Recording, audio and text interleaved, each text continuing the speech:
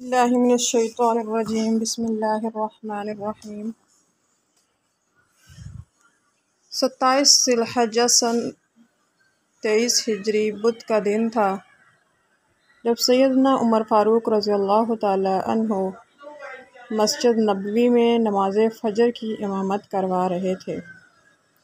نماز کے دوران ابو لولو فروز نامی موجوسی غلام نے زہر آلود خنجر سے خلیفہ دوم سیدنا عمر فاروق رضی اللہ تعالی عنہ پر 3 وار کیے اور آپ رضی اللہ تعالی عنہ زخمی ہو کر گر پڑے، اور پھر حضرت عبد الرحمن بن عوف رضی اللہ تعالی عنہ نے نماز کی امامت کروائی۔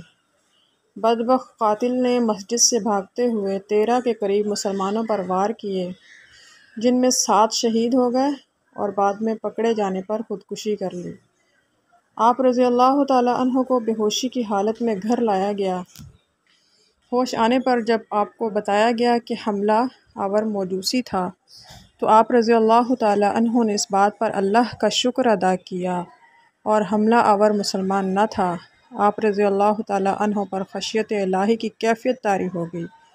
آپ رضی اللہ تعالی عنہ نے اپنے بیٹے عبداللہ کو حکم دیا کہ میرا سر اپنی گود سے ہٹا کر زمین پہ رکھ دو تاکہ اللہ تعالیٰ مجھ سے رحم و کرم والا معاملہ فرمائے۔ اس موقع پر حضرت عبداللہ بن عباس رضی اللہ تعالی عنہ نے آپ کو تسلیاں دیں اور بشارتیں دیتے رہے۔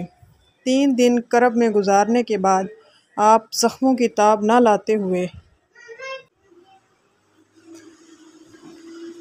1 محرم سن 24 ہجری کو 62 سال کی عمر میں جام شہادت نوش فرما گئے۔